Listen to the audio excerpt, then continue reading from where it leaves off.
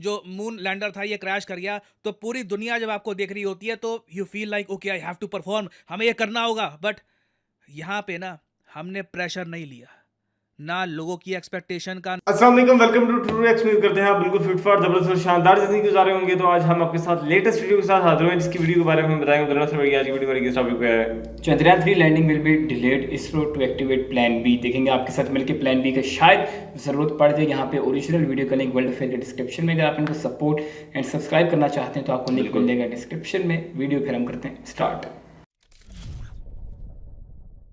नमस्कार and welcome you all to world affairs. मैं हूं प्रशांत धवन। नाउ रिसेंटली आपने इस न्यूज़ के बारे में सुना होगा कि चंद्रयान 3 की जो लैंडिंग है, हो सकता है, अगेन अभी कंफर्म नहीं है, हो सकता है अगर इसरो को लगा कि प्रॉब्लम्स आ रही हैं तो इसे डिले किया जा सकता है all the way to 27 of August. Now अभी के लिए ना, आज बाय द वे 22 अगस्त है, तो हम लोग 23 अगस्त को लेकर बहुत ज़्यादा एक्साइटेड है। अगर मैं आपको इसरो का यूट्यूब पेज दिखाऊं, जो अभी मैं आपको लेके जाता हूँ वहाँ, सो यहाँ पे आप देख पाओगे ये इसरो का ऑफिशियल पेज है, यूट्यूब पेज। लिखा है यहाँ पर ऑफिशियल इसरो, 2 मिलियन सब्सक्राइबर्स हैं इनके। अब मैं लाइव के सेक्शन में जाऊँगा ना, यहाँ पर होम वीडियोज़ लाइव, लाइव में आप देखोगे तो इन्होंने शेड्यूल कर रखी है वीडियो, और इस पर अगर मैं क्लिक करूँगा ना तो यहाँ पे लिखा होगा 20 घंटे। देखिए, अगर सब कुछ परफेक्ट रहा, सब कुशल मंगल रहा, तो आराम से 20 घंटे में इसरो लैंडिंग स्टार्ट कर देगा चंद्रयान 3 की मून के सरफेस पर। It will very much happen. और यहाँ पे आप देख पाओगे नीचे, मुझे इतना क्यूट लगा देखकर, 3800 से ऊपर लोग हैं जो डेस्परेटली वेट कर रहे हैं कि ये लाइव स्ट्रीम कब शुरू होगी। 64,000 लाइक्स इस वीडियो पे ऑलरेडी आ चुके हैं। और मुझे याद है आज से कुछ साल पहले नासा ने एक बहुत ही एक इम्पॉर्टेंट मिशन लॉन्च किया था मार्स की तरफ। उसको लेकर दुनिया में बहुत ज़्यादा एक्साइटमेंट थी। लोग, उसकी जो लाइव स्ट्रीम थी, मुझे याद है बहुत सारे लाइक्स आए थे, व्यूज़ आए थे। मुझे लग रहा है इंडियंस का जो एंथुजियाज़म है, ना सिर्फ इंडियंस का, एक्चुअली पूरी दुनिया में जो एंथुजियाज़म है आज के समय चंद्रयान 3 के प्रति, मुझे सरप्राइज़ नहीं होगा कि अगर हम आराम से नासा का जो रिकॉर्ड है ये आराम से तोड़ दें। नाउ ये सब बातें जो मैंने आपको बताई है, ये मैंने आपको कहा है कि अगर सब कुछ परफेक्ट हुआ, if everything is 100% perfect. But याद रखिएगा, जिंदगी का एक असूल है, आप सब लोगों ने अपनी पर्सनल लाइफ में कई बार महसूस किया होगा, पेशेंस रखनी पड़ती है। जब आपको बड़ी चीज़ें चाहिए, आपको अच्छी चीज़ें चाहिए ना, sometimes you have to wait. और ऑब्वियसली हमने बहुत वेट किया है। हो सकता है there is a slight possibility कि हमें थोड़ा सा और वेट करना पड़े और इसरो पोस्टपोन कर दे सॉफ्ट लैंडिंग 27 ऑफ अगस्त की, based on the health of lander module. कहीं भी इनको कुछ प्रॉब्लम दिखती है तो रिस्क नहीं लिया जाएगा। याद रखिएगा, एक बार को डिले हो जाए वो सही है, दुर्घटना हम में से कोई भी नहीं चाहता। और आप अगर मुझसे पूछें तो ये इसरो की बहुत अच्छी पॉलिसी है, क्योंकि देखिए, एक बार को ना, कंट्री की जब एस्पिरेशंस बहुत हाई होती है, दुनिया की एक्सपेक्टेशंस हाई होती है, स्पेशली एक ऐसे टाइम में जब अभी अभी एक सुपर पावर रशिया का जो मून लैंडर था ये क्रैश कर गया, तो पूरी दुनिया जब आपको देख रही होती है तो you feel like okay I have to perform, हमें ये करना होगा। बट यहाँ पे ना हमने प्रेशर नहीं लिया, ना लोगों की एक्सपेक्टेशन का, ना दुनिया की एक्सपेक्टेशन का।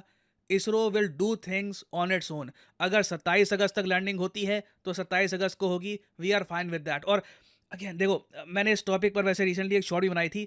मैं आपको ये बता दूं, पिछले कुछ सालों में ना बहुत से कंट्रीज हैं जो बुरी तरीके से मून लैंडिंग में असफल हुए हैं। मुझे बहुत ही इंटरेस्टिंग लगा ये देखकर, जब लूना 25 क्रैश कर गया था तो कई लोग कह रहे थे कि we can't believe it, Luna 25 crash कर गया, रशिया इतना एडवांस कंट्री है, वो ये नहीं कर पाया। देखिए, बहुत से आपको एग्जांपल देता हूँ। अब इसराइल की मैं बात करता हूँ, ठीक है। इसराइल बिल्कुल आप लोग कहोगे बहुत एडवांस कंट्री है टेक्नोलॉजी में, दे आर रियली गुड। मगर 2019 में इसराइल ने भी कोशिश करी थी मून लैंडर भेजने की मून के सरफेस पर, क्या हुआ? क्रैश कर गया। ऑफ कोर्स उसके बाद अनफॉर्चुनेटली हमारा नंबर आया, चंद्रयान 2 भी क्रैश कर गया मून के सरफेस पर। तो इस सब के बाद जापान आगे आया। जापान ने कहा तुम सबसे ना हो पाएगा, मैं लैंडिंग करके दिखाता हूँ मून पर। इनसे भी ना हो पाया, इवन जापान से नहीं हो पाया। जापान ने एक्चुअली एक मिशन लॉन्च किया था 2022 में, हकुतो आर। हकुतो आर एक बहुत ज़्यादा, मैं कहूँगा, स्पेशल मिशन था, क्योंकि इस मून लैंडर में ना, जो मेन लैंडर था ये जापान का था, मगर इसके अंदर जो रोवर था, जी हाँ, इसके अंदर भी एक रोवर था, वो था यूनाइटेड अरब एमिरेट्स का। यूएई को उम्मीद ये थी कि इस लैंडर से इनका रोवर बाहर निकलेगा और एक साथ जापान और यूएई दोनों कह पाएंगे कि हम मून के सरफेस पर पहुंच गए। एक साथ दो एशियन कंट्रीज ये सब करने वाले थे, मगर दोनों असफल। जापान का लैंडर बिल्कुल खो गया अंतरिक्ष में, आज तक पता नहीं लगा कहां पर गया है। ऑब्वियसली इसके अंदर जो यूएई का रोवर था वो भी चला गया। तो और उसके बाद मोस्ट रिसेंटली जैसे आप सब लोगों ने देखा, लूना 25 भी बुरी तरीके से क्रैश कर गया मून के सरफेस पर।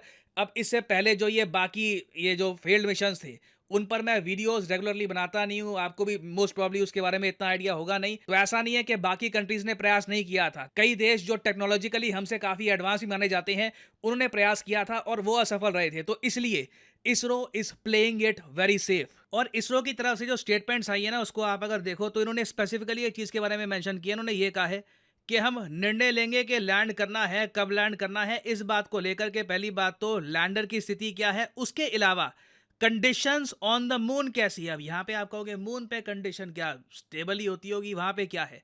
देखिए मून पर ना मैं आपको बता दूं, मून डस्ट का एक बहुत ही बड़ा इशू रहता है। मैं आपको अगर नासा की जो वेबसाइट है ये दिखाऊं, यहाँ पे आप देख पाओगे नासा की वेबसाइट है। ये लोग कहते हैं कि मून पर जो डस्ट है ना, काफी बार उससे मून स्टॉर्म एक आ जाता है। मतलब जो डस्ट है जो मून पर ये मूव करना स्टार्ट कर देती है, स्पेशली जब कोई भारी भरकम चीज यहाँ पर लैंड कर रही हो। क्योंकि बिल्कुल देखो मून पर डस्ट आपको बहुत सारी मिलेगी, छोटे छोटे पार्टिकल्स होते हैं रॉक्स के, और नासा आज भी इसको लेकर बहुत चिंतित है। यहाँ पे आप देख पाओगे नासा का जो प्लान है कि मून पर ये वापस जाएंगे, तो इन्हें ना एक फेमिलियर एनिमी, एक पुराने दुश्मन से लड़ना पड़ेगा। वो दुश्मन क्या है? डस्ट।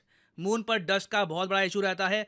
और अगेन ये डस्ट ऐसा नहीं है कि बस छोटे छोटे ग्रैनुअल्स हैं, it can be something bigger as well. तो हमें देखिए इंश्योर ये करना है कि जब हम मून पर लैंड करेंगे, बाय द वे ये सोलर सिस्टम हो गया यहाँ पे, और अगर मैं यहाँ पे जूम करूँ मून की तरफ, ठीक है, ये अर्थ है यहाँ पर, और यहाँ पे आप अगर देखेंगे ये आपको दिख जाएगा यहाँ पर मून। तो मून के साउथ पोल में, ठीक है, मून के साउथ पोल के इस इलाके में, अगेन देखो जब हम साउथ पोल कहते हैं तो exactly to the point south pole नहीं है, साउथ पोल के आसपास का जो इलाका है, जब वहाँ पर चंद्रयान 3 लैंडिंग कर रहा होगा, हमें इंश्योर करना है कि डस्ट पार्टिकल्स ज़्यादा डैमेज ना कर दे। लैंडर की जो कंडीशन है ये सही होनी चाहिए। Many things have to be kept in check. मैं आपको एक छोटी सी बात बताता हूँ। देखो मून पर देखो दो टाइप की लैंडिंग करोगे आप। एक तो होती है सॉफ्ट लैंडिंग, आप प्रॉपरली लैंड आपने कर दिया, आपका रोवर बाहर निकल गया, सॉफ्ट लैंडिंग। एक होती है हार्ड लैंडिंग, जो चंद्रयान 2 के साथ हुआ था, लूना 25 के साथ हुआ था कि मून पे आप क्रैश कर गए। अब हार्ड लैंडिंग को सॉफ्ट लैंडिंग में कन्वर्ट करना बड़ा मुश्किल होता है, क्योंकि काफ़ी बार ना लैंडर ऑलमोस्ट 6000 किलोमीटर के आसपास की स्पीड से ट्रैवल कर रहा होता है और सडनली उसे आप स्टैंड स्टिल पे लाते हो, बस ठहर जाओ, जस्ट अब आराम से आपको बस लैंड करना है। तो दिस इज नॉट ईजी, और ये सब आप कर रहे हो अर्थ से कई हजारों लाखों किलोमीटर्स दूर, तो this is going to be difficult. तो अभी के लिए देखिए हम एक ही काम कर सकते हैं, वेट एंड वॉच, और of course pray. Doesn't matter कि आप बिलीव करते हैं नहीं करते, होप भी आप करोगे ना, अपनी पॉजिटिव फीलिंग्स भी भेजोगे, even that matters. Chandrayaan 3 successful अगर होता है, it will be a huge achievement, not just for India but for the whole mankind. Moon का साउथ पोल बिल्कुल अनटच्ड है, कोई वहाँ पर लैंड नहीं कर पाया। We will be the first country to do that. So अभी इससे रिलेटेड डेवलपमेंट्स आएंगी, ऑब्वियसली कुछ बड़ी डेवलपमेंट होती है विद प्रॉपर डिटेल्स, मैं उसके बारे में आपके लिए एक अलग से वीडियो लाता रहूँगा। और फाइनली यहाँ पर मैं ये भी ऐड कर दूं कि आप किसी भी एग्जाम की तैयारी कर रहे हैं, चाहे एसएससी, यूपीएससी, बैंक, आप परचेज कर सकते हैं अनअकैडमी के क्वालिटी कोर्सेज। कमेंट सेक्शन में जाइए, पिन कमेंट में यहाँ पे आपको मिलेंगे link. For example let's say आपको प्रिपेयर करना है यूपीएससी के एग्जाम के लिए, तो यूपीएससी के लिंक पर यहाँ पर करिए क्लिक, और यहाँ पे आप परचेज कर पाएंगे अनअकैडमी का यूपीएससी कोर्स। बट जो प्राइसेस यहाँ पर लिखे हैं, डोंट एवर पे दीज प्राइसेस। सिंपली यहाँ पर कोड डालिए PD10 and the prices will start following and you will be able to save a lot of money. So use the code PD10 and save money.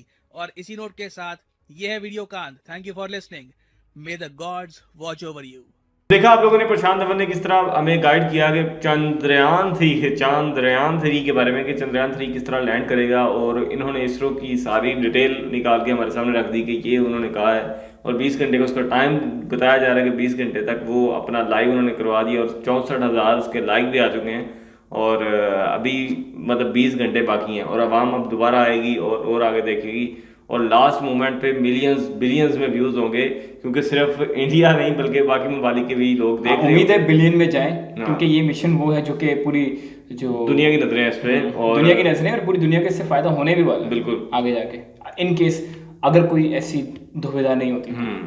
तो इन्होंने proper बताया उसके बारे में, और इसरो का इन्होंने प्रॉपर यूट्यूब चैनल निकाल के उसकी डिटेल बताई है कि उसका क्या प्रोसीजर होगा और क्या किस तरह होगा, और मे भी गई है 28 तारीख, 27 या 28 तक चला जाए। लेट हो भी लेट तो मुझे नहीं है। मसला नहीं है, हाँ। उनका ये डिसीजन ठीक था क्योंकि काम होना चाहिए। काम उन्होंने ये सोचा ना कि अगर फॉर एग्जांपल कोई प्रॉब्लम हमें नजर आती है, जैसे वो डस्ट का बता रहे थे कि डस्ट है ये है, तो डस्ट की वजह से भी प्रॉब्लम हो सकती है, कोई और रीज़न भी हो सकती है, कोई लाजमी नहीं है। और उसके अंदर जो अपने AI सॉफ्टवेयर है उसके जरिए वो उसको एनालिसिस करेगा और देखेगा कि क्या मुझे लैंड करना चाहिए या नहीं करना है, क्योंकि आप टीम ने तो काम करना छोड़ दिया है। हाँ। अब उसने खुद जज करना है, क्योंकि टीम ने जो काम करना था वो नीचे करके उन्होंने भेज दिया ऊपर, और उसके बाद उनका बटन ऑन कर दिया कि चलो भैया अपना काम खुद करो। पर अब हम इंजॉय करेंगे और देखेंगे इसको। अब बाकी ये है कि मे भी कंट्रोल इनके पास होगा, लाजमी होगा कंट्रोल, लेकिन ये है कि अब काम उसको करने दीजिए जहाँ पे इनको लगे कि मिस्टेक कर रहा है या प्रॉब्लम कर रहा है। होता है सॉफ्टवेयर में कभी कभी इशू आ जाता है वक्त के साथ,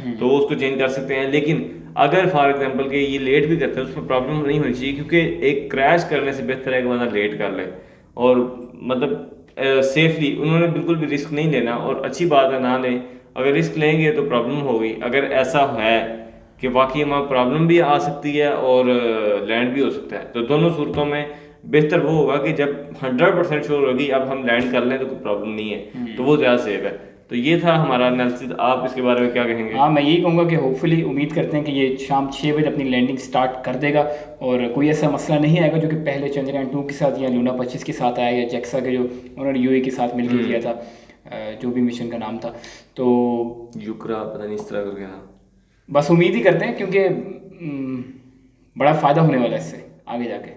बिल्कुल सब मेरा ये review। इंडिया को तो है, तो लेकिन इसके अलावा जो बाकी ममालिक हैं उनको भी साथ साथ फायदा होगा। मतलब जो फायदा लेना चाहते हैं, हाँ। हम तो नहीं लेना चाहते, लेकिन हमारे अलावा जो ममालिक फायदा लेना चाहते हैं तो वो लेंगे। तो इंशाल्लाह हम आपको मिलेंगे नेक्स्ट वीडियो में, तब तक के लिए हमें दे दीजिए इजाज़त। अब आपसे एक रिक्वेस्ट है कि आप इस चैनल को लाइक एंड सब्सक्राइब कर सकते हैं, और कमेंट सेक्शन में अपनी ज़ाती राय का इजहार लाजमी कीजिएगा, और हम आपको मिलेंगे नेक्स्ट वीडियो में, तब तक के लिए अल्लाह हाफ़िज़।